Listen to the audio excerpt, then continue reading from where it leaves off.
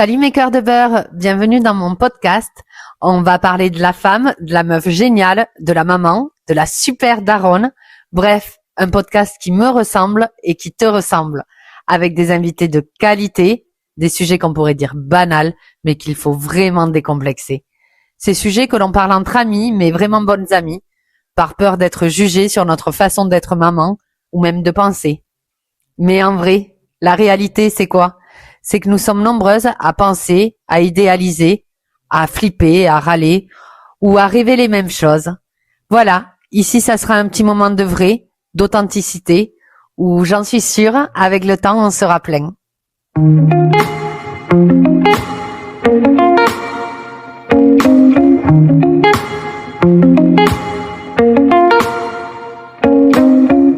Depuis la création de Cœur de Beurre, nous avons parlé de grossesse, de naissance, de PMA, d'adoption, d'allaitement et de postpartum. Aujourd'hui, j'avais envie d'ouvrir une porte un peu différente, celle de la spiritualité. Beaucoup de parents se posent des questions.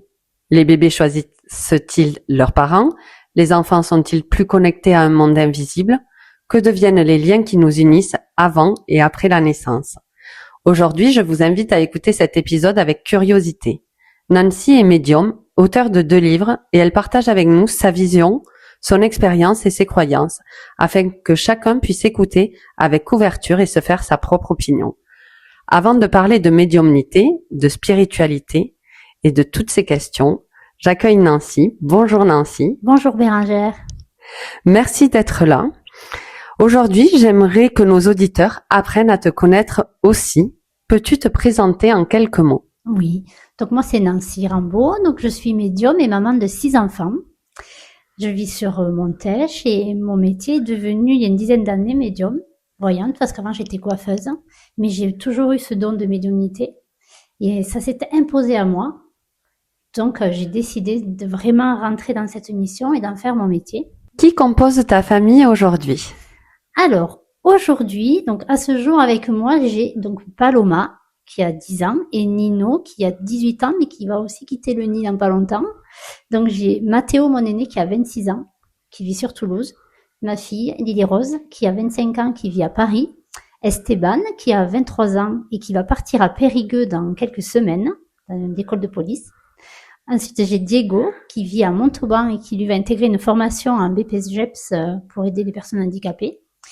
Nino, qui rentre à Tarbes dans les métiers du multimédia et de l'Internet. Et donc, je me retrouve en septembre avec ma petite Paloma. Tous mes oisillons ont quitté le nid. Oui, c'est aussi ça, être maman. Et parce qu'on aime bien ça chez Cœur de Beurre, quels sont vos signes astrologiques à tous ? Alors, moi, je suis Cancer, ascendant Lion. Mathéo est Cancer, Lily Rose est Lion. Esteban est Balance, Diego est Scorpion, Nino est Taureau et Paloma est Scorpion. D'accord, beaucoup de ressemblances dans les signes. Oui. Et des signes de caractère. Signes de caractère, des signes d'eau. Le Scorpion est 4, donc signe d'eau. Très sensible, hypersensible. Moi, j'ai mon petit taureau Nino. On voit bien la différence, tu vois, parce que Nino, c'est celui qui est plus brut, on va dire. Qui fonce. Voilà, qui fonce. Mais on s'entend tous très bien, malgré nos différences. Oui, ça complète. Voilà. Avant de devenir médium, qui était Nancy ? Tu nous l'as dit, tu as été coiffeuse. Voilà. Mais c'était qui Nancy à ce moment-là ? C'était une maman et essentiellement une maman. C'est-à-dire que je suis partie très tôt de chez mes parents pour avoir mon indépendance. Je rêvais déjà d'être maman depuis l'âge de 14 ans.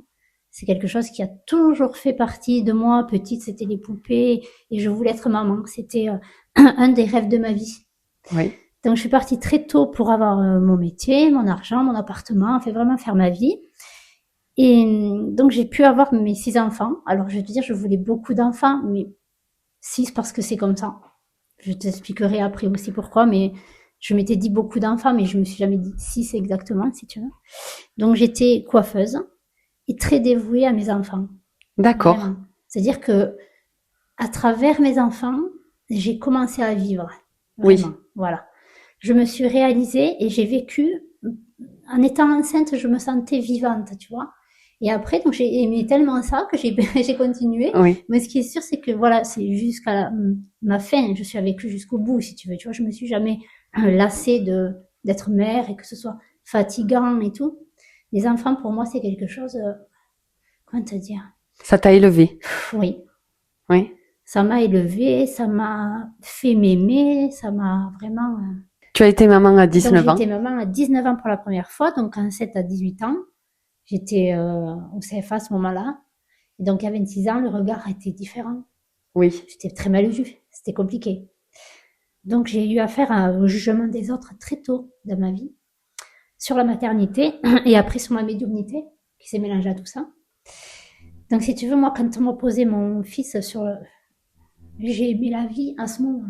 Au niveau de la médiumnité, tu as toujours ressenti ou tu as découvert bien plus tard? Alors, j'ai toujours ressenti, c'est-à-dire que d'aussi loin que je peux avoir des souvenirs, j'ai les souvenirs d'ombres, de personnes que je pensais être là, mais dans une seconde n'étaient plus là. Et si tu veux, ça fait toujours partie de ma vie. Et après, j'ai commencé à en avoir peur quand j'ai compris, en grandissant, que c'était pas normal, entre guillemets, si tu veux.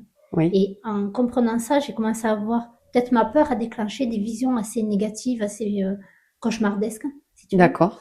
Alors qu'au tout début, quand je jouais dans le jardin, je jouais avec des ombres, je pensais que je savais voler, enfin vraiment, j'étais Oui. dans mon monde, tu vois. Et après, j'ai compris que c'était pas la norme. Et en ayant peur de ça, je me suis attirée des choses plutôt négatives. Et dans ma vie d'adulte, qu'il a fallu que je fasse cette mission, j'ai dû travailler très dur pour ne plus en avoir peur. Si tu veux, ça a toujours été là. D'une famille où ma mère a des dons aussi, mais n'en a jamais fait... Oui. Voilà, elle était plutôt très peureuse de ça. Ma grand-mère, qui était guérisseuse, c'était très discrète aussi, c'était quelque chose Oui. qu'on ne disait pas. Et donc voilà, je suis celle qui est venue mettre en lumière ça dans la famille. Ta mamie, elle disait peut-être pas tout, mais dans le village, on savait Oui, qu'elle éteignait oui, le feu. c'est ça. On venait la voir pour ça. Oui. Oui, on venait Elle a la eu voir mon petit frère. Ah, C'est pour ça. ok. On venait la voir pour le feu, les zonas, la guérison. Voilà. C'était une dame qui priait beaucoup, qui entendait aussi les défunts qui les voyaient, et qui m'amenait dans les cimetières. Elle m'a fait mon éducation. Elle me disait, tu vois là? Elle me montrait des défunts. Et je disais, c'est l'ombre blanche. Et oui, c'est bien, Nanou. Elle me parlait comme ça. Mais pour moi, du coup, c'était normal. J'étais Oui. toute petite gamine, quoi. On m'amenait dans les églises, on m'amenait dans les cimetières, dans les villages, quand on passait dans les maisons. Elle me disait, est-ce que tu vois ça? Ou qu'est-ce que tu vois? Je répondais très naturellement. Et je disais pas à mes parents, tiens, Mémé, parce qu'on l'appelait Mémé, elle m'a dit ça. C'était des conversations tout à fait normales. Quand tu les vivais avec elle, c'était naturel d'en parler avec elle. Oui, c'était naturel. D'ailleurs, on a vécu des événements en commun qui étaient pas très sympas, mais on a vécu des événements en commun. Mais ma grand-mère, elle m'a inculqué la croyance en Dieu, comme étant un garde-fou à tout ce qui allait m'arriver. Mais moi, je savais pas. Mais ces prières qu'elle faisait, le fait de me donner ce respect, tout ça, envers la religion, enfin, surtout envers Dieu, parce que voilà, moi je me suis appris avec le recul, si tu veux. Je suis très croyante et je crois en Dieu, aussi fort que je crois à l'amour que j'ai à mes enfants. Ta mamie a quand même été pour beaucoup. Elle a été pour beaucoup. Je sais pas si elle savait, mais ne me l'a pas dit. Mais moi, je savais pas, en fait, qu'elle me préparait à ça. Je l'ai compris une fois mais déjà quand elle est partie. Oui. Parce que je l'ai vue en rêve. On a parlé, elle est venue m'expliquer des choses. Mon grand-père avant, parce qu'il décédait bien avant elle, qui n'était pas du tout dans ce monde-là, m'a donné son approbation. Elle m'a dit, Nanou, tu es content. Et c'est cette approbation qui m'a été donnée de l'au-delà, en fait, a tout libéré aussi chez moi, tu vois. Oui. Parce que je me sentais loyale envers cette famille, qui était plutôt dans le côté secret et tout ça, donc je savais pas. Et quand j'ai vu ce message de la part de médium que j'avais rencontré à Toulouse dans des conférences sources de vie, dit un jour, bon, moi j'avais vu mes propres messages, mais il m'avait dit, vous avez vos deux grands-parents. Et là, en fait, il m'a donné un message de libération. Ils m'ont dit, vous avez leur approbation. Vous êtes médium. Et moi, c'était à tout début, tu vois, je disais, oui, enfin, je sais pas. si, oui. Il m'a dit, vous êtes médium, un jour, vous ferez ce que je fais là. Et vous avez l'approbation de vos grands-parents.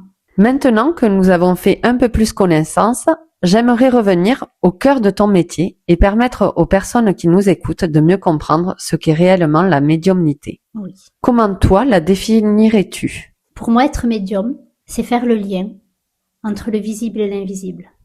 C'est permettre aux gens de faire rentrer l'extraordinaire dans une vie ordinaire. Très joliment dit. Quand as-tu compris que tu percevais des choses différentes, du coup, durant ton enfance, dès toute petite? C'est ça. Dès toute petite, j'ai vécu avec des ombres, des sensations, Et j'ai compris plutôt vers l'adolescence que c'était pas la normalité, tu vois.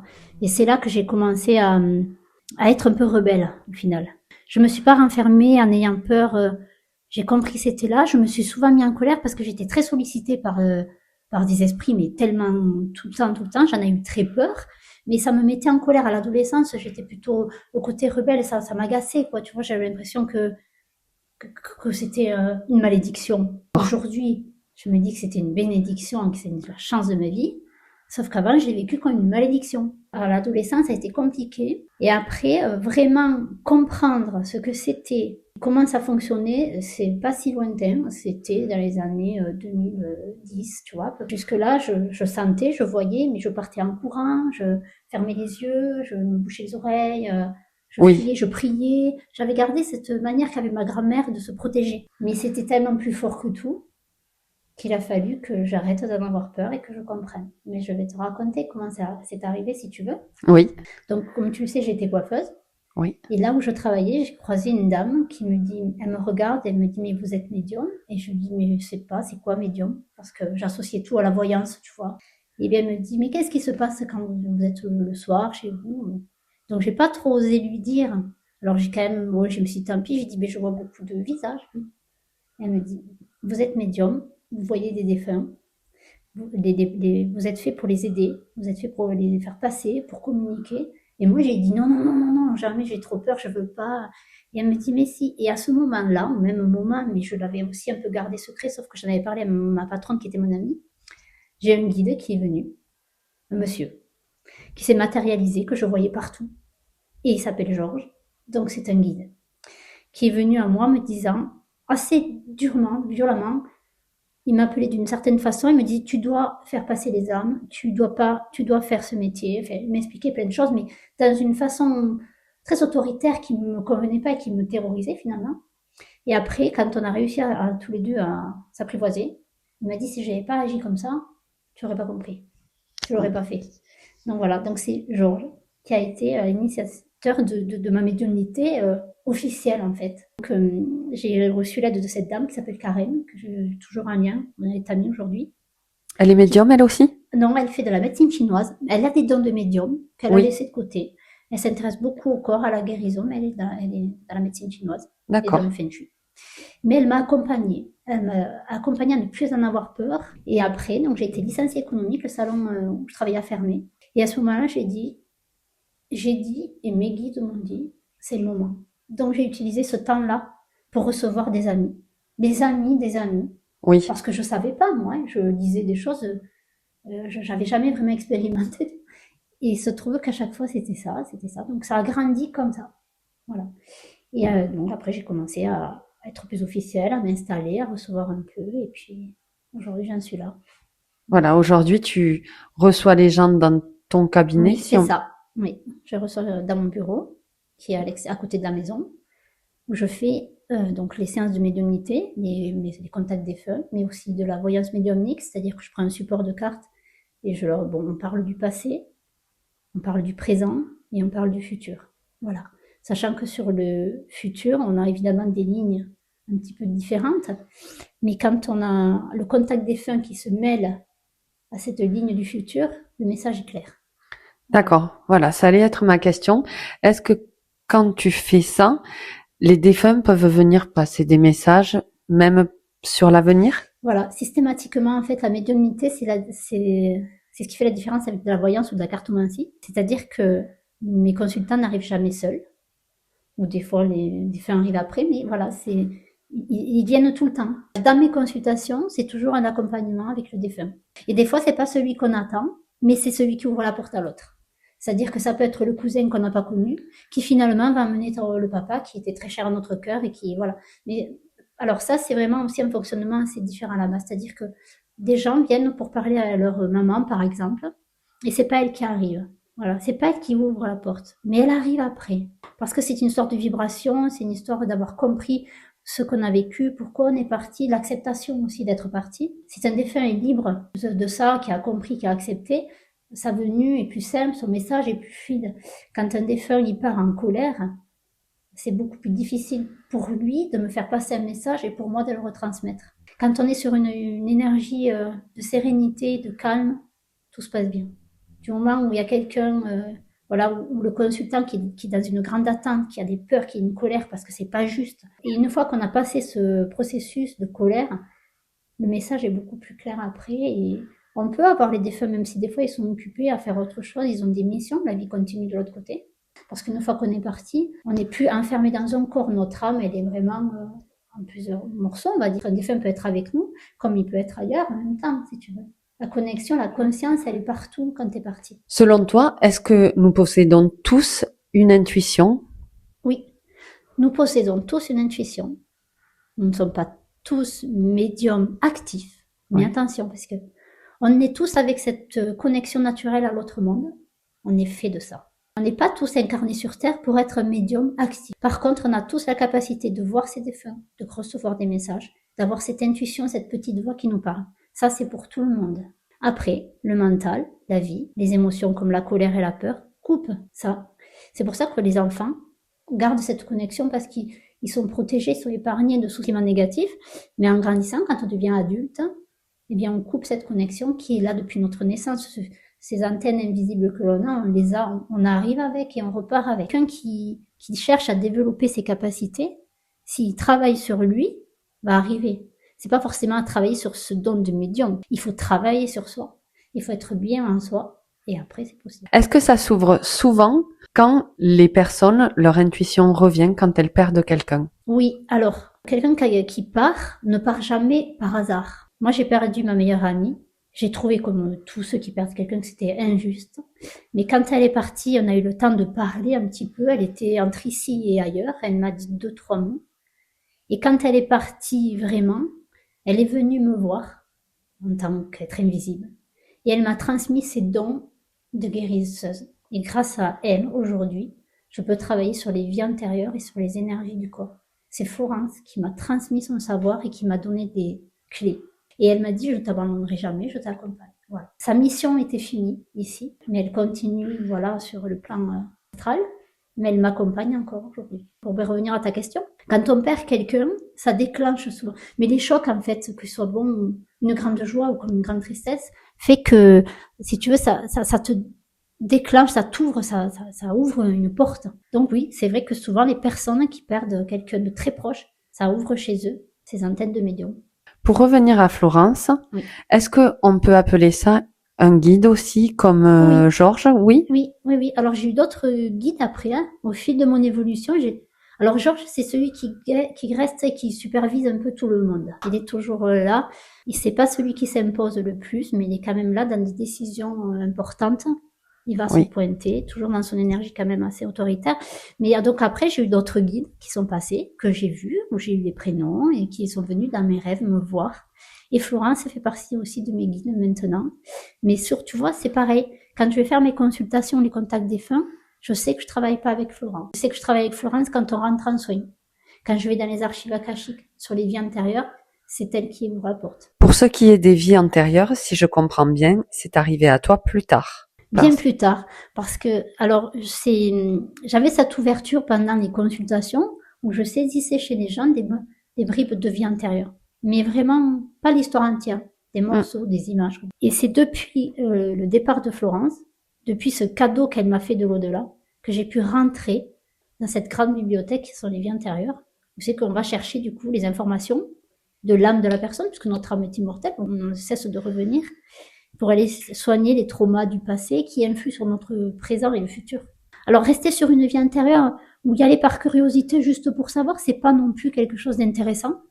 C'est bien de savoir, surtout pour savoir pourquoi aujourd'hui il y a des peurs, des douleurs, voilà. C'est là que c'est très important parce que ça sert pour aujourd'hui. Et ça, de son vivant, tu savais? Oui. Alors je savais parce que Florence, en fait, je l'ai connue, elle est venue en consultation chez moi. C'est-à-dire que c'est une femme qui est extraordinaire, qui est médium aussi, mais très secrète, discrète, dans une bulle. Donc elle était esthéticienne de formation, puis elle a arrêté, s'occuper de ses enfants, et puis elle n'a pas voulu retravailler. Alors elle avait ses dons de médium, mais elle n'a pas voulu non plus les utiliser. Elle recevait de temps en temps, un peu comme ma grand-mère, un peu de bouche à oreille, discrètement, sans trop dire. Et un jour, elle marchait et elle s'arrêtait au tabac. Et elle disait à ses guides, j'aimerais rencontrer une vraie médium. J'aimerais vraiment rencontrer une vraie médium. Il y avait une annonce avec des petits chats. Et elle aimait les chats, les animaux. Donc elle a regardé l'annonce et elle a fait tomber un papier. Et dessous, il y avait ma carte. Elle est Ok. tombée à ses pieds. Elle l'a ramassée, elle a estimé que c'était un signe. Donc elle m'a appelée. J'ai pris rendez-vous. Et dès que j'ai ouvert, je lui ai dit la Bretagne. Elle me dit, oh, mais pourquoi vous me dites ça? J'adorerais vivre en Bretagne, j'aime beaucoup la Bretagne. Donc j'ai fait ma consultation, on a sympathisé très rapidement. Et la Bretagne, parce que j'ai déposé ses cendres en Bretagne. Mais je savais pas. Mais en fait, elle voulait vivre là-bas, elle aimait, et j'ai compris après pourquoi Oui. la première information que mon guide m'a donnée, c'était la Bretagne. Alors, quelle différence entre intuition, ressenti et médiumnité? L'intuition, c'est quelque chose qu'on possède tous. Donc, c'est-à-dire que on sent tous que où va y avoir quelque chose qui va se passer, où on se sent pas bien dans un lieu, où on a une personne en face, on se dit, oh, je sais pas, j'aime pas trop. Tu vois, ça, c'est l'intuition. Ou cette petite voix qui te dit, non, n'y va pas maintenant, tu iras demain. Voilà. Ça, c'est l'intuition. La médiumnité, c'est vraiment la capacité de rentrer en contact avec le défunt. Voilà. Parce que quelqu'un qui a de l'intuition n'a pas du tout d'ailleurs, le contact défunt. La médiumnité, c'est ça. C'est le contact défunt, le contact des guides. Et c'est la perception de voir dans les lieux, les mémoires des lieux. Voilà, ça c'est la différence. Et tout ce qui est après, tu m'as parlé de ressenti. Oui. Alors le ressenti, pour moi, ça s'assimile à l'intuition. C'est le fait de se dire, je sens qu'il y a quelque chose qui va pas, mais c'est voilà cette forme d'intuition. Donc intuition, médiumnité, je dirais plus à différencier. L'intuition, c'est notre moi supérieur, notre petite voix qui nous appartient. Et la médiumnité, c'est la voix des autres. Quelles idées reçues aimerais-tu déconstruire sur la médiumnité, justement? Oui. Alors, par rapport à la médiumnité, ce que j'aimerais qu'on comprenne, c'est que on peut être médium et très ancré, très maman. Être une médium, c'est pas pour moi être perché, comme on pourrait dire. Voilà, je suis tout à fait normale. Oui. Je mange pas des graines, je porte pas des plumes, je fais pas des choses assez particulières. Tu vois, je suis pas dans le fantasme non plus. La médiumnité, ça fait partie de la vie. Pour moi, c'est être médium, c'est être normal. Et c'est ne pas être médium qui, à la limite, chez moi, n'est pas normal. Parce que être médium ou être très intuitif, ça fait partie de notre essence humaine, notre essence divine, si tu veux. Donc, j'aimerais qu'on arrête de penser qu'un médium est un farfelu. Certains se servent de la médiumnité pour escroquer les gens. Parce que c'est vrai, il y a beaucoup de gens qui se font passer pour les médiums parce qu'ils ont une intuition développée. Donc, ils se disent qu'ils sont médiums et là, ils vont aller profiter des gens. Mais attention, parce que dans chaque métier, il y a des escrocs. Donc, c'est pas typique sur la médiumnité. Un médium, c'est quelqu'un qui sait associer le réel, l'irréel. Tu vois, c'est quelque chose de très naturel pour moi. Genre, comme toi, toi, moi, on est pareil. On est exactement pareil. J'ai mené une vie de maman, de femme mariée, puis de femme divorcée, de femme seule. J'ai construit ma vie tout à fait sereinement et sainement, tout en étant médium. Et au contraire, ça m'a aidé. Parce que si j'avais pas été médium, je pense que je serais pas là aujourd'hui. Parce que j'ai vécu tellement de choses que si j'avais pas cette connexion avec l'au-delà, faire large, j'aurais pas eu la force de rester en vie. Puis toi, tu as aidé aussi. Oui. Et ça, c'est génial. C'est ce qui me fait d'ailleurs aimer ce métier. Des fois, comme tout le monde, tu vois, on est dans un métier, on se dit, est-ce que c'est encore le bon chemin? Est-ce que je fais bien? Est-ce que je devrais... Et quand je me pose ces questions, l'univers, il va m'envoyer des gens qui viennent me dire merci, merci, vous m'avez aidé, vous m'avez sauvé la vie, quelque part. Et là, je me dis, ça va, je suis à ma place. Mais comme tous, je doute. Je suis pas convaincue et j'ai des peurs aussi, tu vois, même si j'ai ces connexions, je reste quelqu'un de normal, avec des angoisses, des inquiétudes, besoin d'être rassurée. Bien sûr, parce que quand tu parlais d'avenir, toi, tes guides vont pas forcément te parler de ton avenir, j'imagine. Non, moi j'ai beaucoup de mal à... Alors déjà, je peux pas me faire les cartes. Ça, c'est évident. Si je m'étale un jeu de cartes devant moi, c'est du chinois, je sais pas. Il n'y a rien qui vient. Quand j'ai besoin de savoir quelque chose pour moi, si je veux avoir une réponse, c'est si vraiment il faut que je me mette au calme, que j'aille chercher à l'intérieur. Voilà, et j'ai des fois des réponses, mais c'est comme si on me disait, fais-nous confiance et laisse faire, tu vois. Pour moi, c'est très difficile. Tu vois, là, j'ai eu une décision à prendre il y a pas longtemps, très importante pour moi. Et je me posais beaucoup de questions, je posais beaucoup de questions à mon conjoint, à ma famille, qu'est-ce que je fais? Et puis, je suis rentrée dans mon salon, sur le canapé, il y avait Georges, il m'a dit, tu vas y aller et tu vas me faire confiance. Et il est parti. Donc, voilà. Donc ça s'est fait. Oui. Et ça faisait un mois au moins plus que je me dis, mais qu'est-ce que je fais? Qu'est-ce que je fais? Quand elle est venue, parce qu'au fond, il doit se dire, mais elle sent, c'est vrai.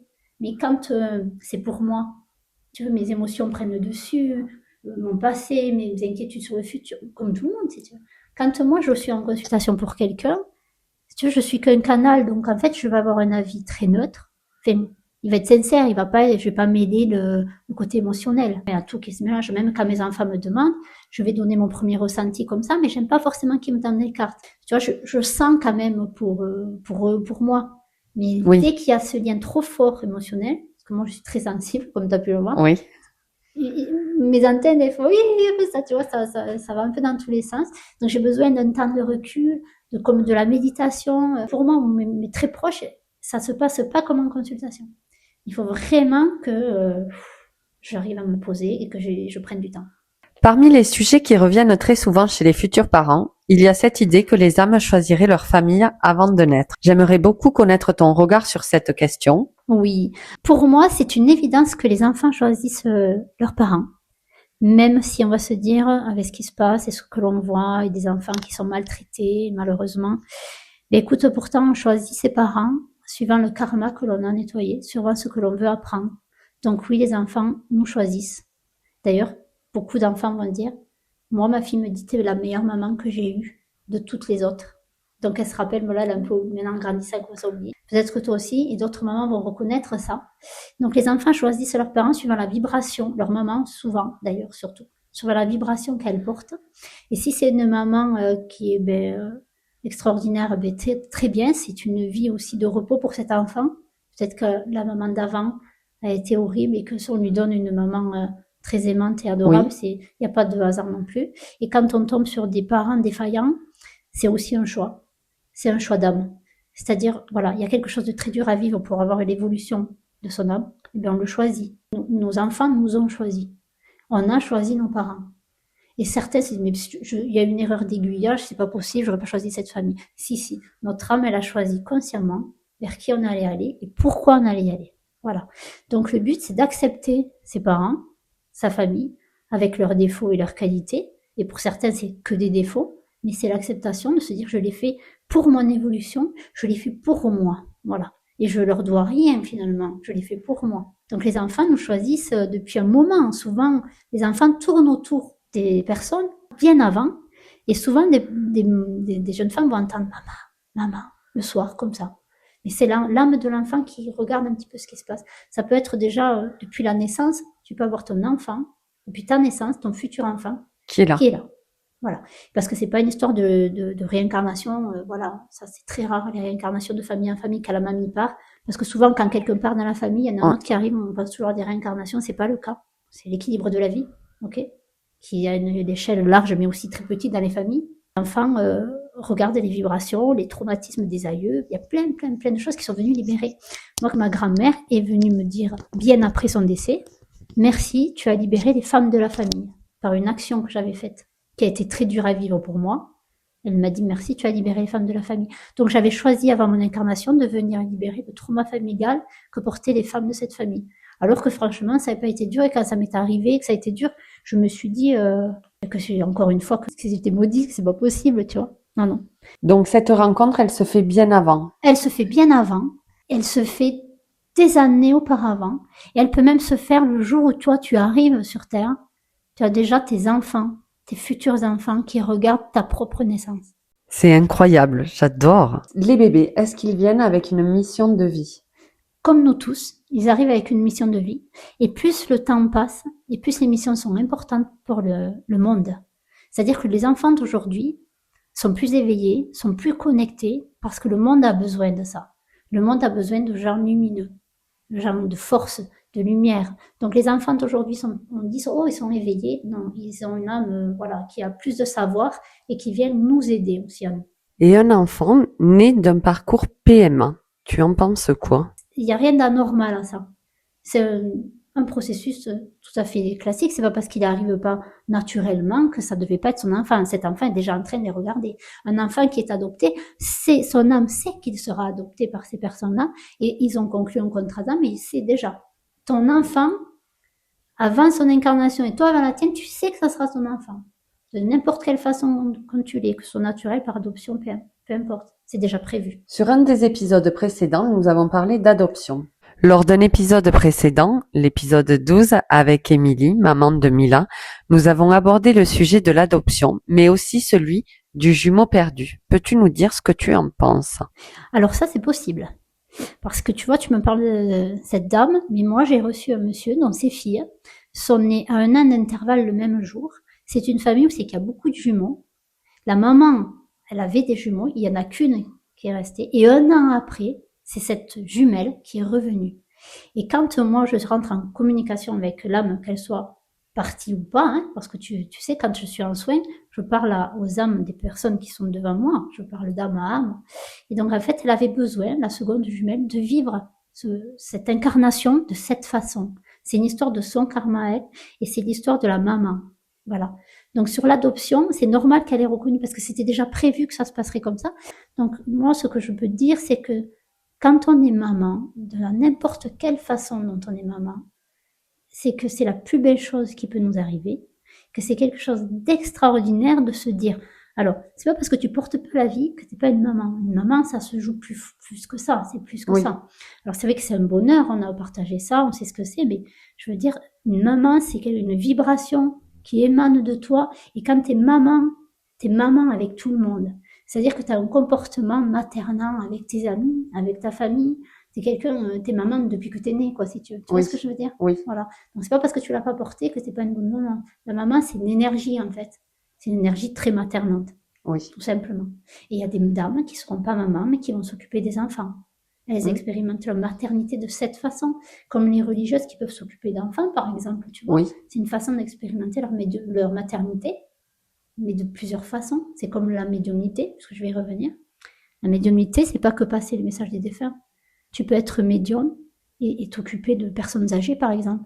Oui. Tu vois, la médiumnité, c'est, tu peux soigner quelqu'un et d'un coup un message va sortir, ça va l'apaiser. Tu vois, la médiumnité, elle sort de partout. Le médium actif, c'est ce que je fais, mais la médiumnité, elle est partout, elle est même quand t'es maman. Quand t'es maman, tu sais ce qui va pas. Voilà, c'est quelque chose, là, moi, tu te poses pas de questions. Le fil, il est direct. Le canal, il se fait. Les liens familiaux existent-ils déjà avant notre naissance? Alors oui. Et après, donc c'est ce qu'on appelle aussi le transgénérationnel. Donc si tu veux, nous choisissons nos parents, mais toute leur lignée et toutes les difficultés ou les avantages que ça peut avoir. Donc les liens familiaux existent avant de s'incarner sur Terre. Et est-ce que du coup, on peut porter un petit peu les dommages de nos ancêtres? Oui, on porte les poids de nos aïeux. C'est ce que j'expliquais avec ma grand-mère. Voilà. On porte les poids de nos aïeux, mais on vient aussi mettre en lumière ou finir une mission de celui qui n'a pas pu la finir. Il y a beaucoup de femmes, on dit, on est tous, c'est que des femmes divorcées dans cette famille, voilà, ou c'est que des femmes qui ont été malheureuses en amour, qui sont restées avec leurs compagnons. Voilà, tu vois. Donc, à un moment donné, il y a quelqu'un dans la famille qui va venir couper, qui va divorcer, qui va dire les choses, qui va mettre des mots, qui va avoir le courage d'eux. Et c'est là que ça vient libérer la lignée familiale. C'est-à-dire que dans nos prochaines incarnations, on peut retrouver les mêmes familles ou pas, parce que même nos amis, ce sont des personnes qui font partie des gens avec qui on a conclu, quoi. On s'est dit, on descend, on y va ensemble, quoi. Tous les gens, dans le bien ou dans le mal que tu rencontres, c'est prévu. C'était comme ça. C'était écrit, ça c'est écrit. Le futur, t'en fais ce que t'en veux, tu peux faire, si tu te bats, si tu y crois, si tu peux changer ton destin. Mais surtout, ce qui a lien avec la famille, le transgénérationnel, c'est fait. Mais c'est à toi de le transformer. Il y a pas on peut pas subir, toute une vie ou de génération en génération. Et à ce jour-là, avec tous les thérapeutes et tout ce qui existe, maintenant, on peut se libérer de tout ça. Je dis pas que c'est facile, mais c'est possible. Mais est-ce qu'on revient toujours? Est-ce que on arrive toujours dans la même famille, pas avec les mêmes rôles? Est-ce que mon arrière-grand-mère peut devenir ma mère dans une autre vie? Enfin, toutes ces choses-là. Y a-t-il un rapport avec le transgénérationnel? Parce que tu vois, dans les vies antérieures, par exemple, alors qu'on va chercher très loin, je vais retrouver des personnes qui font partie de la vie des gens aujourd'hui et qui l'ont fait partie il y a 10 000 ans en arrière. Okay. Donc, comme quoi, quand tu comprends pas quelque chose, on te le resserre. encore et encore et encore. Donc aujourd'hui, de travailler sur soi, première chose, de travailler sur la lignée transgénérationnelle, c'est très bien. Bon, à un moment donné, il faut pas passer sa vie à ça. Il faut comprendre, mettre en lumière le problème, le travailler, et puis après avancer. Et ça se fait. Parce que des fois, il suffit de lâcher prise aussi. Quand tu as identifié le problème et que tu le mets en lumière, que tu fais un travail dessus, pas la peine de s'y acharner non plus. Voilà. Tu avances. Une fois que c'est mis en lumière, des fois, ça suffit à d'être libéré comme ça. Quand nous, parents, on vient à se libérer de tout ça, on libère forcément nos enfants? Oui. Tout le travail que tu fais aujourd'hui, toute la confiance en toi que tu vas développer aujourd'hui, elle va servir à tes générations futures. Et elle va libérer les aïeux. C'est-à-dire que toi, tu mets en lumière les mamans. C'est quelque chose qui est hyper important, qui te va très bien.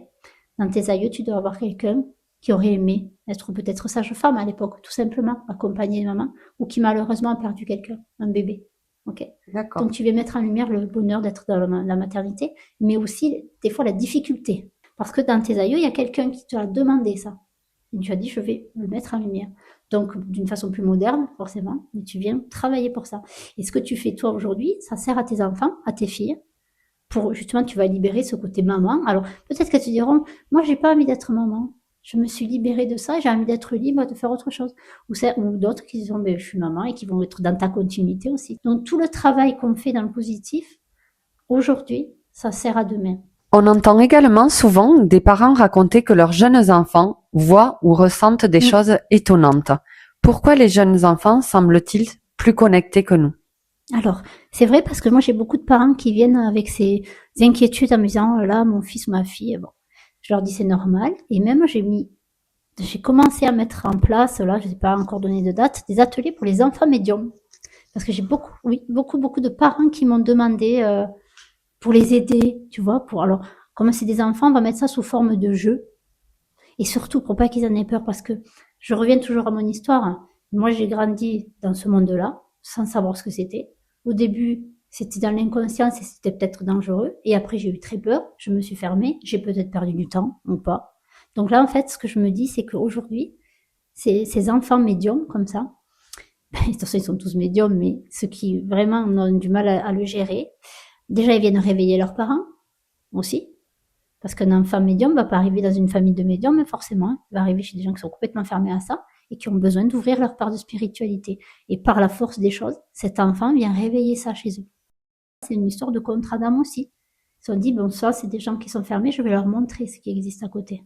Donc les enfants naissent avec cette capacité comme nous tous. Et comme je disais tout à l'heure, c'est en grandissant. C'est avec le mental que l'on ferme ces antennes, mais tu vois, jusqu'à peu près l'âge de 7-8 ans, c'est sans filtrer quand même. Oui. C'est un enfant qui le veuille ou non, c'est pas une histoire d'éducation, la médiumnité, ça s'impose à toi. C'est pas parce qu'on te dit ça n'existe pas que ça va pas venir à toi. Parce que certains parents disent non, mais ça n'existe pas, t'as fait un cauchemar. Faux. C'est pas vrai. C'est-à-dire que, au contraire, faut mieux dire à son enfant, d'accord, t'as raison, il existe autre chose dans d'autres dimensions, ça fait partie de la vie, comme le jour et la nuit, hein, comme le bien et le mal. Et c'est juste de dire à la personne, ben voilà, d'expliquer au défunt que l'enfant voit, mais pas forcément le parent, lui disant, écoute, je te demande de partir vers la lumière, enfin voilà, de donner quelques explications aussi à l'entité qui a toute sa conscience aussi souvent d'humain en étant plus ici, donc c'est pas facile, tu vois. Et ça libère souvent les enfants. Et ça fait comprendre aux personnes, aux parents, ben c'est bizarre, ça a marché, tu vois. Oui. Et là, ça sème une graine chez eux qui fait qu'au final, ils vont s'éveiller à la spiritualité. Et c'est ce qu'était venu faire l'enfant dans cette famille. Quel conseil pourrais-tu donner? Comment ne pas minimiser la parole d'un enfant, mais ne pas non plus peut-être l'amplifier? Oui, c'est ça, parce qu'il faut pas non plus les affoler ou leur dire, il faut toujours garder les pieds sur terre en étant médium, c'est important. Même chez les enfants médiums, il faut rester les pieds sur terre tout en étant la tête dans les étoiles. Donc, c'est-à-dire que quand un enfant te dit, maman, il y a un monstre dans le placard, ok, c'est peut-être pas un monstre, mais il y a bien quelque chose dans le placard. Donc, il faut que le parent écoute et dit, écoute, on va aller voir dans ta chambre, on va parler à cette chose-là, on va lui dire qu'elle s'en aille. Il faut trouver un peu un garde-fou. Alors, peut-être un petit doudou, un petit ange, tu vois, ça rassure. Voilà. Tu dis, voilà. On dit, bon, il va te protéger, voilà. Il faut parler, il faut entendre. Et si ça se répète après avoir fait ça quand même, ben c'est là que c'est important d'aller voir une médium qui fait un travail avec l'entité qui est présente dans la maison, qui va chercher des informations, qui fait passer dans la lumière et qui libère cet enfant. Mais ça ne veut pas dire qu'il n'y en aura pas d'autres, hein. Mais il faut dire aux enfants que ça existe. Mais chacun a sa place. Oui. C'est-à-dire que nous, on est incarné, on vit ici. Et il y a des personnes, quand elles partent de l'autre côté, dans un autre monde, mais des fois, elles ont oublié qu'elles étaient plus ici. Tu vois, tu dois le dire avec des mots d'enfant. On va leur dire qu'elles rentrent à leur maison dans le ciel. Enfin, tu vois, des petites choses comme Oui, ça. simple. Et puis, s'il dit, oh, il est revenu, tu dis, non, non, non, voilà, tu vois. Au petit, tu peux lui dire, mais non, ça va. Mais par contre, toi, derrière, en tant que parent, il faut que tu fasses des choses. Un petit peu, faut pas laisser ça comme ça. Tu peux dire au petit, non, ça va aller, t'inquiète, ça y est, maman l'a fait partir. Mais ça, aux parents de prendre contact avec des personnes pour venir nettoyer les maisons, envoyer les photos aux enfants, apaiser les choses. Oui, les enfants ont vraiment cette capacité quand même de voir et d'être connectés, si on peut dire. Ça me fait penser à un petit garçon.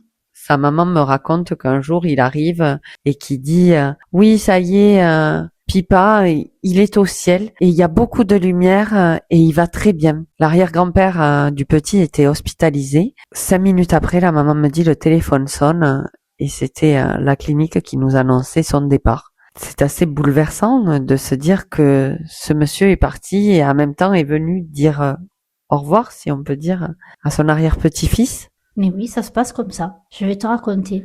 C'est pas sur un enfant, mais c'est sur moi il y a pas longtemps. J'étais dans une consultation dans mon bureau, mais j'avais un oncle qui était malade, qui était vraiment pas bien. Je faisais ma consultation, j'ai vu mon oncle se matérialiser avec une lumière, elle m'a dit oh, non, non, je suis libre. Il est parti. J'ai continué mon travail sans, tu vois, je fais comme si. Quand j'ai terminé, j'ai appelé Bruno, mon compagnon. Je lui ai dit, il m'arrive un truc, j'ai vu mon oncle.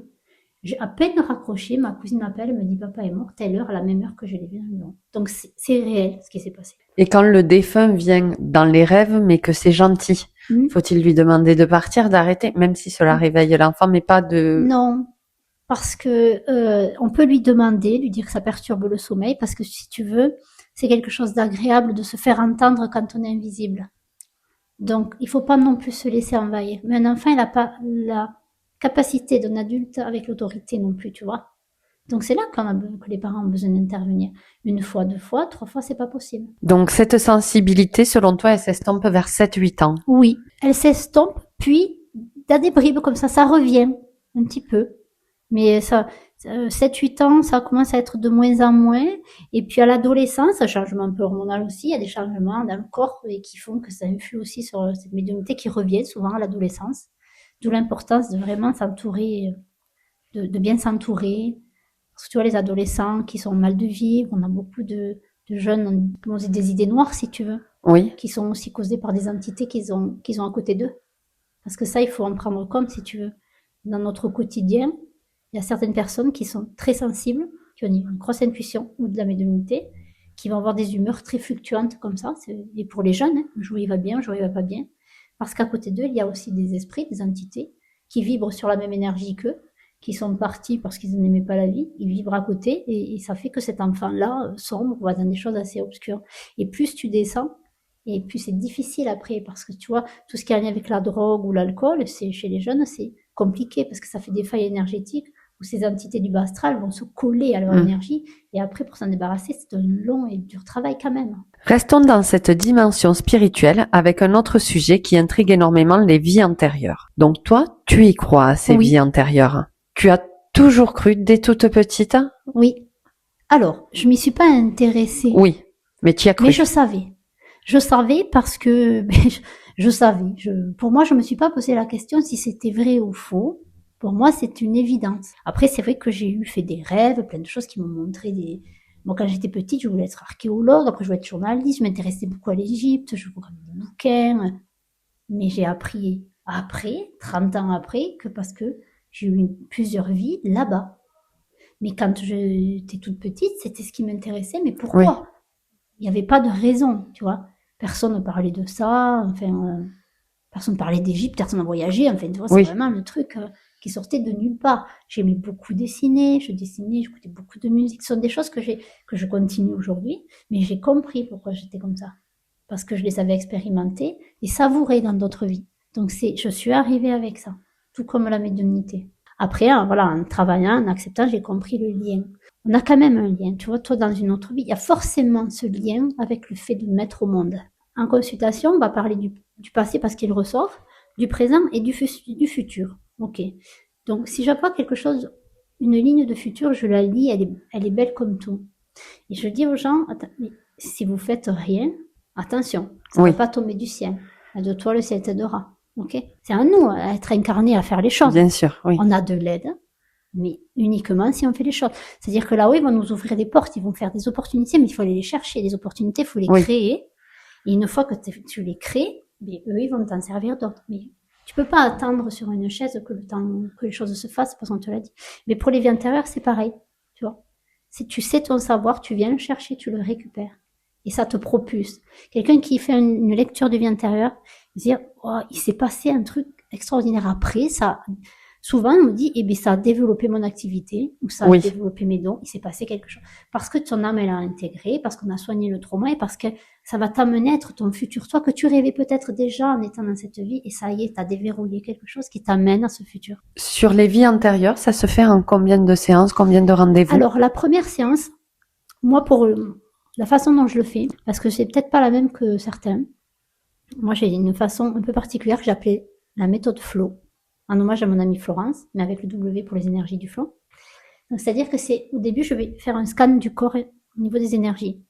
Donc, je vais voir ce qui se passe dans le corps, et à chaque trauma, c'est là que je vais aller chercher la vie intérieure. Je vais pas lire une vie intérieure pour lire une vie intérieure. C'est-à-dire que si tu veux, sur la première séance, sur les énergies, je vais cibler et trouver une faille énergétique ou une douleur physique, et je vais interroger cette douleur, je vais rentrer dans les archives akashiques, et là, on va trouver le lien avec cette vie intérieure. Donc, on vient réparer ça, on fait les demandes de pardon, on vient récupérer les fragments d'âme, on lit l'histoire, et moi, je m'occupe de couper s'il y a du lien transgénérationnel, voilà, je remets les choses à zéro. Donc, une fois que tout ça c'est fait, voilà, je rescanne, je remets bien. Si elle veut revenir un mois après, oui, on va retrouver d'autres choses. C'est comme un oignon. Mais la première fois, c'est ce qui bloque aujourd'hui. Ce qui bloque la personne dans l'instant présent. Quand elle va revenir, on va aller chercher un peu plus loin. Mais en cherchant plus loin, c'est souvent là qu'on tombe sur le côté transgénérationnel, secret de famille, voilà. Moi, je me dis que 2, 3 fois, c'est bien. Parce que des vies antérieures, on en a plein. Oui. On en a aussi qui ont été des vies qui n'ont pas servi. Donc, en fait, ressortent les vies importantes ou traumatisantes. Dont on a besoin pour guérir aujourd'hui. On a besoin de guérir et pour avancer. Pour continuer ce qu'on n'a pas pu continuer ou guérir ce qui nous bloque aujourd'hui.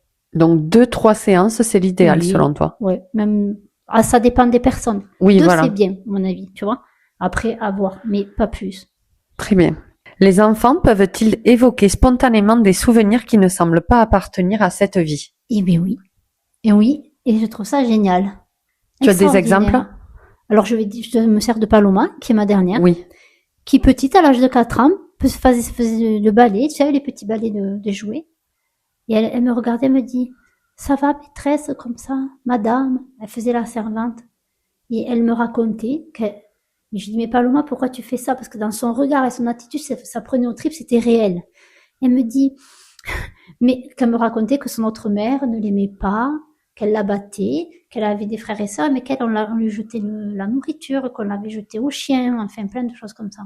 D'accord. Ouais, elle me racontait cette vie où elle était maltraitée. Ouais. Et elle dit à sa sœur, il dit, Rose, t'étais ma sœur dans cette autre vie. Je me rappelle de toi. Et elle dit, t'étais gentille avec moi. Ah. Contrairement aux autres. Mais qui n'étaient pas ses frères et sœurs. Et après, d'autres enfants, moi, j'ai plein de petits exemples comme ça. Par exemple, il y a un petit garçon, il adore les étoiles, il passe son temps, tout le temps, à regarder les étoiles. Et il dit, moi, avant, quand j'étais un vieux monsieur, et puis je faisais l'école des étoiles. Je sais pas pourquoi il dit ça, mais je faisais l'école des étoiles. Il raconte des petites choses comme ça. D'accord. Donc ça, c'est des souvenirs de vie antérieure. Parce qu'après, t'oublies. Les enfants, oui. ça part, donc c'est bien de s'en rappeler. Quand ça arrive aux parents, c'est bien s'ils peuvent le noter, parce que c'est des jolis souvenirs qui, un jour, tu diras, bon, j'ai dit ça, pourquoi j'ai dit ça? Alors que c'était encore de leur énergie de connexion, quoi. Beaucoup de personnes disent également recevoir des signes de leurs proches disparus. Peut-on recevoir des signes de défunts? Oui, bien sûr. Comment? Alors, les signes, ça se présente sous plusieurs formes.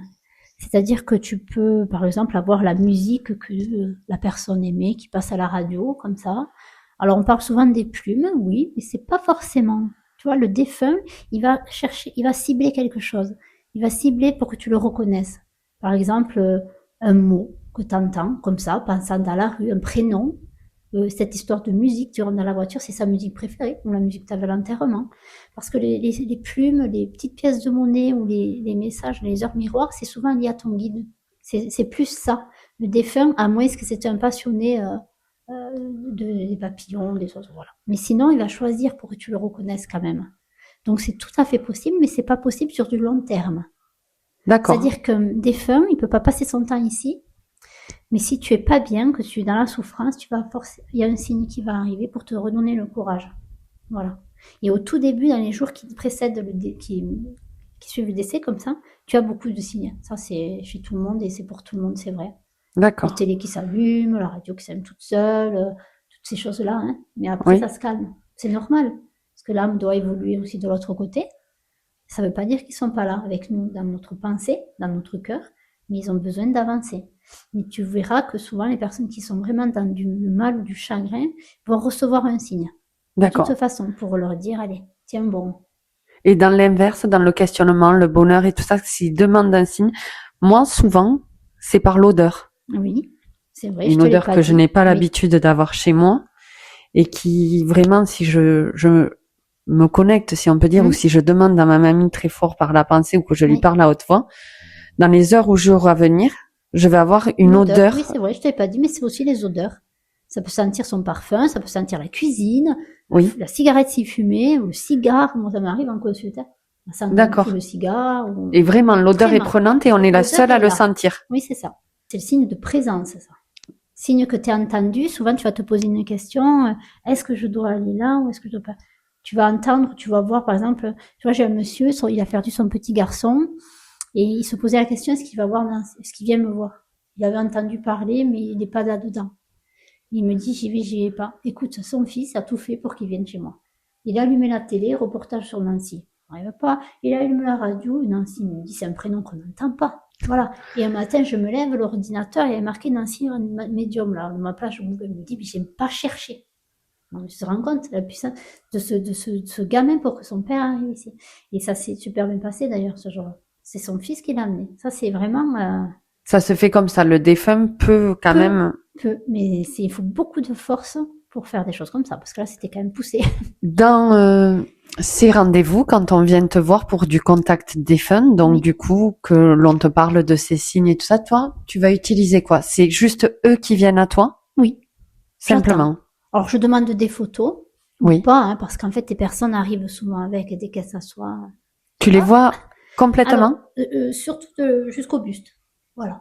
Mais le visage. Oui. Le visage aussi, ils ont des signes distinctifs, ils vont montrer s'il manque un doigt, une main, ou une tache.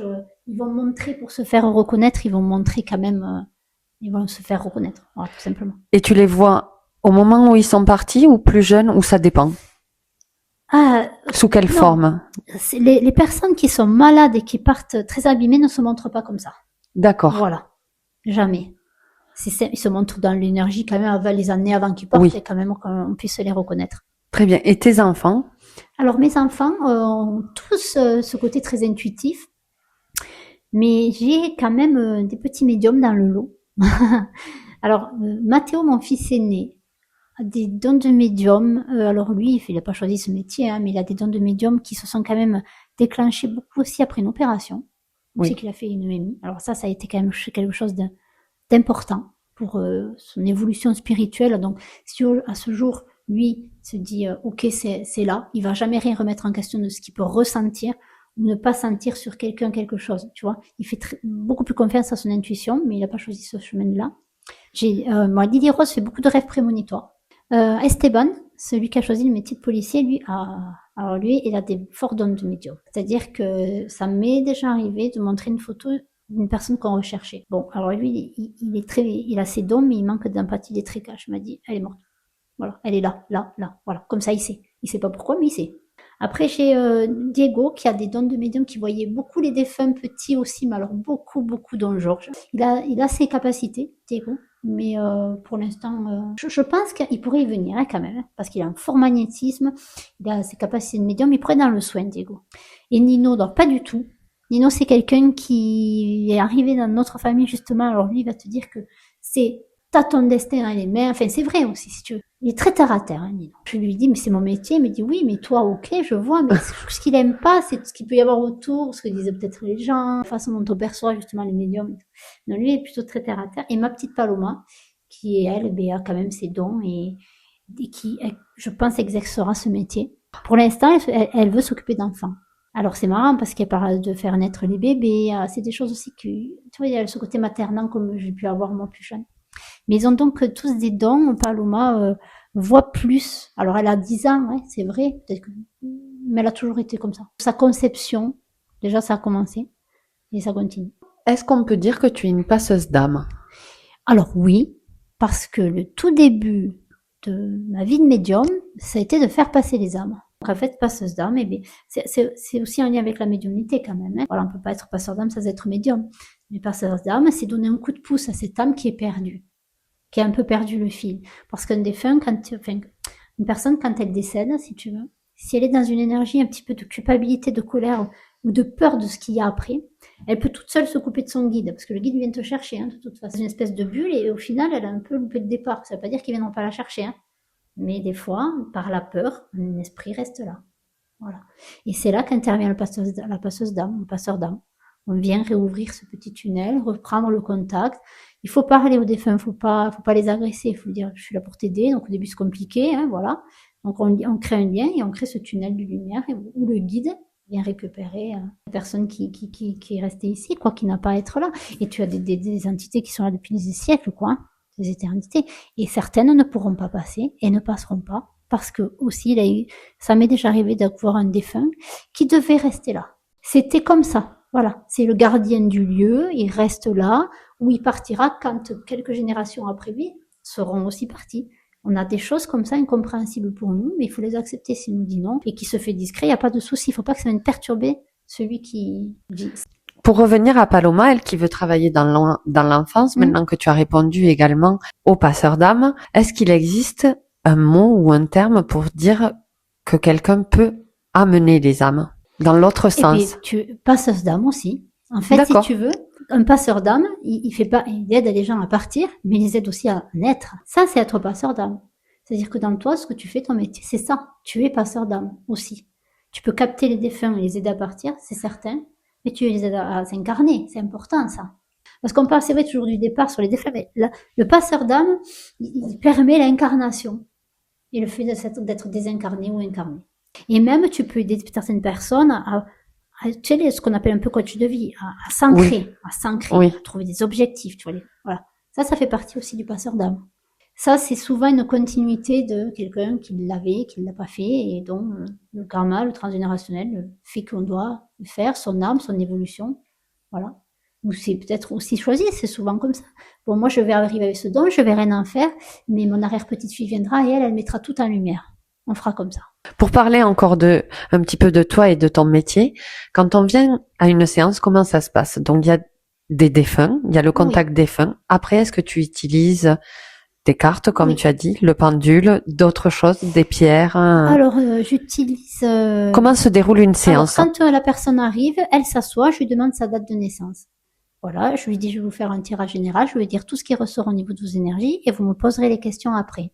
Donc, je me connecte à sa date de naissance et à la personne qui est en face de moi. Quand je bats mes cartes, je demande l'énergie de la personne. Donc, je pose mes cartes et je lui demande 14 cartes, par exemple, voilà.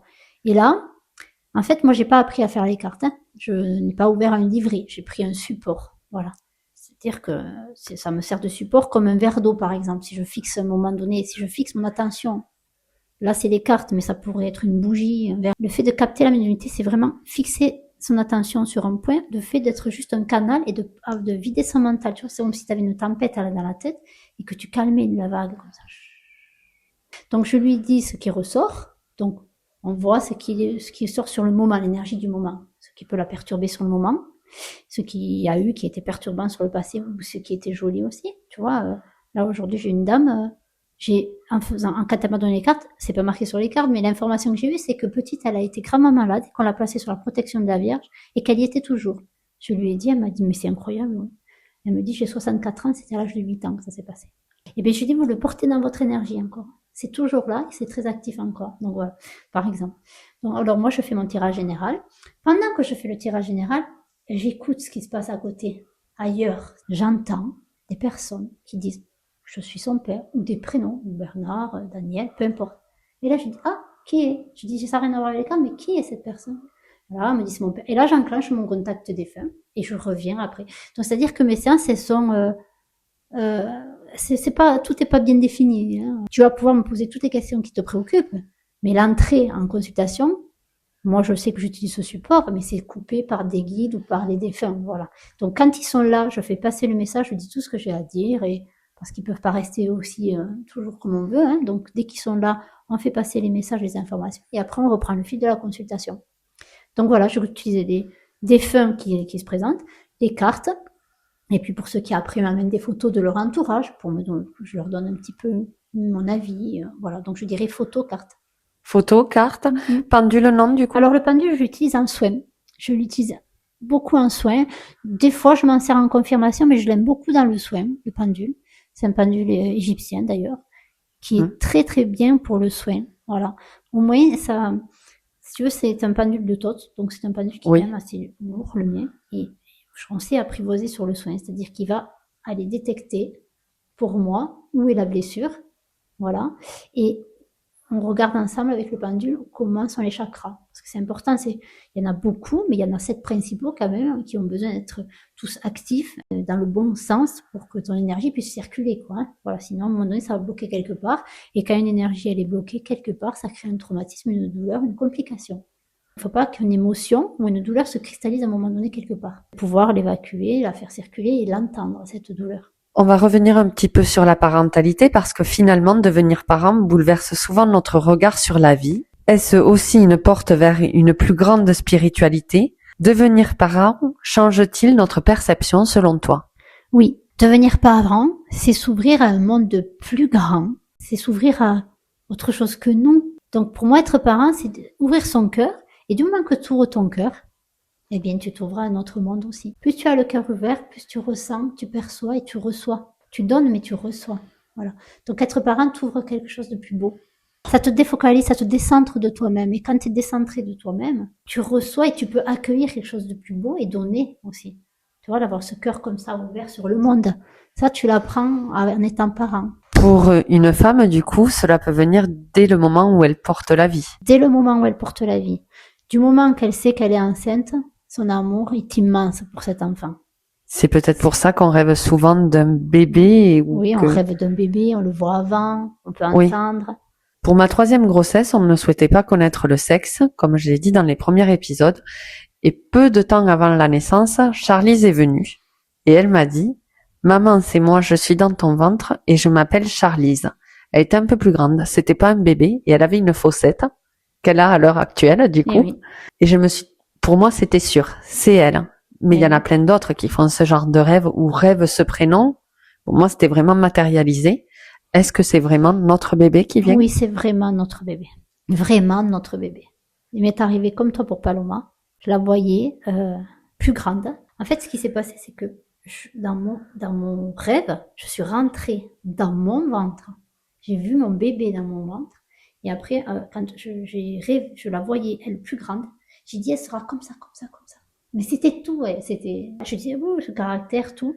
Alors, j'avais pas le prénom, mais je voyais cette Barbie, là, aux cheveux blancs, enfin, qui est la Reine des Neiges, et qu'on savait pas à l'époque que ça allait être la Reine des Neiges et tout. Et elle me disait, maman, elle me parlait, je voyais mon enfant. Et surtout mes enfants, j'ai rêvé d'eux, hein, avant. Si précisément que Paloma, mais j'ai rêvé de tous mes enfants. Avant d'accoucher de mes enfants, je savais comment ils seraient. Moi, par exemple, non, c'est la seule pour qui j'en ai rêvé. Je me suis toujours dit, c'est peut-être parce qu'on connaît pas le sexe. Non, c'est celle qui vient aussi t'accompagner dans ta médiumnité. Là, quand même, hein, aussi dans ton rôle, voilà, de passeur d'âme. Je pense que cette Charlize, elle est comme toi. Elle est dans la même connexion, dans la même lignée que toi. Tu vois, les autres enfants peuvent être plus dans la lignée du père, ou il va y avoir des choses comme ça. Toi, les Charlize, vous êtes sur le même fil. Et donc, une maman qui en rêve, elle voit vraiment son bébé. C'est une projection astrale qui est réelle, contre sur un autre plan. De toute façon, le rêve, c'est ça, hein, c'est on voyage à ce moment-là. Ça, la médiumnité, c'est en fait pouvoir sortir de son corps aussi et accéder à une vibration du milieu, du mouvement médium. Et c'est là qu'il se passe des choses. Alors, quel message pourrais-tu passer aux parents qui vivent ces petites expériences mais qu'ils n'osent raconter à personne? Et ouais, mais comme beaucoup se disent ça, au final, tout le monde, quand il suffit que quelqu'un dise quelque chose, je dis, ah, finesse, je suis pas la seule, tu vois, voilà. C'est pas ça, la folie. Ce genre d'expérience est tout à fait beau et normal. La folie, ça serait de le refouler, de pas le dire, de se torturer l'esprit avec ça. vois, c'est là que ça commence à être difficile. J'invite chaque personne qui a vécu ces phénomènes-là, dans le bon comme dans le pas bon, de le partager. Et tu trouveras toujours quelqu'un sur ton table, tu dis, oh punaise, moi aussi, m'est arrivé un truc. Ça arrive tout le temps. C'est juste que les gens, ils osent pas forcément, il y a ceux qui se sentent pas légitimes à ça, ceux qui ont honte, peur du regard des autres. Mais tu vois, ça en revient sur le côté de la lignée. Quand quelqu'un a ce don et qu'il n'ose pas le dire, le mettre en lumière, ça c'est un conflit avec une génération où c'est qu'il y avait déjà la médiumnité ou les phénomènes paranormaux et qu'on ne l'a pas dit. Il y a un côté dans la loyauté de notre génération qui fait qu'il ne faut pas le dire, c'est le secret, on ne le dit pas. Mais toi, si tu l'as ça et que c'est fort et que tu es de nos jours, là, en 2026, on te dit, mais mets-le en lumière, libère-nous de ce fardeau qui n'est pas un, finalement. Si vos enfants vous disent, j'ai vu une dame, un monsieur, c'est vrai, et justement, de cette dame ou ce monsieur, il faut rentrer en communication par vous-même, très simplement, en disant, comme si vous croisiez une amie ou quelqu'un. Et si ça fonctionne pas, vous contactez un médium. Voilà, tout simplement, et ça va régler le problème. Le médium à distance ou il va venir sur les lieux? Ça peut se faire à distance. Moi, j'aime bien me déplacer. Oui. Mais à distance, c'est bien aussi. Depuis le début de cet échange, tu nous partages ton expérience, ton regard et les convictions qui t'animent. Tu as aussi envie de transmettre tout cela autrement à travers l'écriture. J'aimerais justement que l'on prenne quelques instants pour parler de tes livres. Donc le premier, c'est une autobiographie. Oui, c'est ça. Donc j'ai écrit De l'ombre à la lumière qui, en résumé, retrace mon parcours d'enfant jusqu'à ce que je ose être médium et que je le comprenne. Et mon second, qui s'appelle La prophétie du sang. C'est un roman, un thriller ésotérique, un peu fantastique, que mes enfants m'ont inspiré. Alors tout simplement, parce que moi j'ai toujours aimé beaucoup l'écriture, l'art, le dessin. Et j'écris par passion. D'ailleurs, le premier roman que j'ai écrit n'a jamais été publié. J'ai écrit un conte pour mes enfants quand ils étaient petits, avec des dragons chiens, des dragons chats, enfin que je leur racontais cette histoire. D'accord. Et tous les soirs, ils me disaient la suite, la suite, la suite. Bon, voilà, ça m'est venu comme ça, ce goût pour l'écriture. Donc sur La prophétie du sang, je me suis inspirée de mes enfants parce que donc mon fils Esteban voulait passer le concours de la police. Et je lui dis, allez mon titou, que j'appelle comme ça. Donc mon inspecteur s'appelle Esteban. Et je lui dis, je vais écrire un livre, ça va te porter bonheur et je vais te mettre dedans, tu seras inspecteur parce que c'est ce qu'il veut te faire. De Esteban, j'ai pris Paola, mais c'est Paloma. Paloma, oui. Voilà, parce que Colombe, c'est Paloma et il s'appelle Paloma Colombe, le personnage principal. Après de Angelo, j'ai pris mon compagnon. Ensuite, j'ai pris Rose, c'est ma fille, Lily Rose, qui est journaliste dans la vraie vie et dans le livre, on la retrouve aussi. Sur le prénom des parents de Paola, ce sont mes enfants. Enfin, et dans mon livre, il y a des histoires réelles, c'est-à-dire que ce livre est un roman inspiré de faits réels. C'est-à-dire qu'il y a plein de petites choses, tout ce qui a un lien avec le passé, le lycée, enfin voilà, pour ceux qui liront le livre, se comprendront, mais ce sont des choses qui ont été réelles, commencées, voilà, pour en faire un livre. Mais l'histoire en elle-même, qu'en est-elle? Sur l'histoire du bouquin, donc déjà, ça se passe entre Saint-Malo, parce que la Bretagne, Versailles. Alors, il y a par exemple, à un moment donné, dans le livre, on parle de l'Afle de Dieu. L'Afle de Dieu, c'est un texte qui m'a été donné par Georges, mon guide, qui m'a expliqué ce que je mets dans le livre, sauf que ça s'est pas passé comme ça. Tout ce qui est écrit dans le livre sort de Georges, de la mission de l'Afle de Dieu. Donc, je l'ai retranscrit dans ce roman, d'une façon, voilà, exagérée, je dirais. Ensuite, sur tout ce qui a un lien avec le lycée, le collège, le professeur, ont réellement existé, d'accord? Sauf que la personne n'est pas décédée. Mais tout vient de faits réels. Les circonstances, le comportement de Paola, dont je me suis mis dedans, en fait. Tu veux, ça parle le prénom un peu de ma fille, mais c'est moi. C'est-à-dire que ça parle de ce que j'ai vécu, de la façon dont j'étais, ou de dégager par rapport aux autres, enfin, voilà. On peut retrouver des similitudes sur l'épisode et sur le livre, mais quelque chose qui a été plus romancé. Ah oui, complètement, parce que là, ça parle de meurtre, ça parle d'une secte, ça parle de plein de choses. Mais si tu veux, les personnages, quand je les écris, existent vraiment. C'est-à-dire que quand je les mets, ces pages-là, ce sont des vrais visages, des vraies histoires, des vraies personnes. Voilà. Les choses, forcément, sont modifiées, hein. Mais ce sont des vraies personnes. Et la suite sera prête pour décembre de cette année, donc 2026. Donc de nouveaux personnages sont rentrés, qui ont aussi un lien avec les guides que j'ai pu croiser, des anges, parce que tu vois, dans le premier, on parle de Azraël. C'est vraiment. Oui. De Amélios, qui existe vraiment. Amélios et Azraël sont des personnes qui sont désincarnées, mais avec qui je communique. Si tu devais dire à quelqu'un qui nous écoute pourquoi lire ce livre, ça serait quoi la première chose? C'est un livre que je trouve captivant, et puis qui pour moi est important parce qu'il est inspiré de faits réels quand même. C'est un livre qui te transporte, si tu veux, dans une autre énergie et qui peut te faire te questionner sur effectivement la médiumnité, tu vois. Parce qu'on en parle des intuitions, de la médiumnité dans le livre. Et quelque part, ça sème une graine aussi sur le fait que ça existe, tu vois. On parle des défunts qui communiquent avec. Donc, si on devait lire mon livre, ça serait vraiment pour déconnecter, passer dans un monde un peu plus obscur et à la fois très lumineux, et se poser des questions. Voilà, se dire que c'est un roman, mais peut-être pas vraiment. Mon mari l'a lu aussi, il s'est posé la question. Il m'a dit, Ouais. mais quand même, tu penses qu'elle a vécu tout ça? Parce que Paola, qui est donc le personnage principal, on avait autant compris lui et moi que c'était toi. Oui, c'est Mais ça. moi, il y avait ce truc où je me disais, elle ou peut-être Paloma, sa fille, enfin, Alors, c'est un mélange. Ouais, parce que Paloma, quand j'étais enceinte de Paloma, j'ai vraiment vu un être de lumière. Vraiment. D'accord. Voilà. Qui m'a donné sa date, son heure de naissance exactement. Il m'a parlé de beaucoup de choses. Azraël est vraiment venu, il s'est vraiment passé des choses. Donc voilà, ce que vous pouvez le lire et vous dire, mais est-ce vraiment un roman? Je trouve que ça questionne vraiment jusqu'au bout. Bon, hâte de lire le tome 2 alors. Merci pour ce partage. J'espère que cet échange donnera envie à celles et à ceux qui souhaitent aller plus loin de découvrir ton livre, mais également ton univers. Toutes les informations seront dans la barre de recherche de l'épisode. Et avant de conclure cet épisode, j'aimerais te poser des petites questions plus légères. Oui. Qu'est-ce que la parentalité t'a appris de plus précieux? L'amour inconditionnel. Quels conseils pourrais-tu transmettre aux futurs parents? De pas se poser tant de questions que ça. De justement écouter son cœur. De se dire, du moment où vous vous dites, est-ce que je suis un bon parent? C'est que déjà tu es un bon parent. Sinon tu te poseras pas la question. Donc fais tout avec ton cœur et tout va bien se passer. Et une question un petit peu plus personnelle. Que dirais-tu à la Nancy d'il y a 10 ans? Courage, tu vas y arriver. Ça vaut le coup.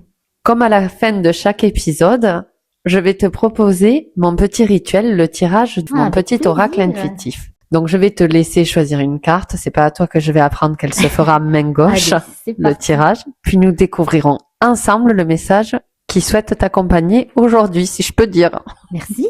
Allez. Magie lunaire. Ah, magie lunaire. Avec cette carte, imprègne-toi de la magie de la nuit et de son apaisement. Quand tu la tires, est-ce que ça invoque la même chose que ce qui est écrit dans le livret? Alors en fait, quand j'ai tiré la carte, ça m'a fait penser à un tableau que j'ai fait. Parce que j'ai peint la lune, parce que c'est ma planète. Donc ça m'a fait sourire de tomber sur la magie de la lune. Sais-tu à quel point la magie de la lune agit sur nos vies depuis la nuit des temps? Ce n'est pas un hasard si nos ancêtres lui ont voulu un véritable culte. Ils connaissent son influence sur les récoltes, les marées et la fécondité. La nuit, lorsque le monde est endormi et que ce silence règne, les étoiles et la lune habitent le ciel. Ressens la simplicité et l'intensité de ce moment. Connecte-toi aux énergies de ces astres lumineux. Rappelle-toi ce passé qui a lié aux hommes. Rêve, imagine, la magie de la lune est là. Ça reflète tout l'épisode. Tout ce que l'on a dit. Merci beaucoup, Nancy. Merci à toi, Bérangère. Merci beaucoup. Merci, Nancy, pour cette parenthèse hors du temps. Quelles que soient nos croyances, j'espère que cet épisode vous aura permis d'ouvrir une réflexion, d'accueillir vos questionnements avec bienveillance et peut-être de poser un regard différent sur la parentalité. Prenez soin de vous, prenez soin de ceux que vous aimez.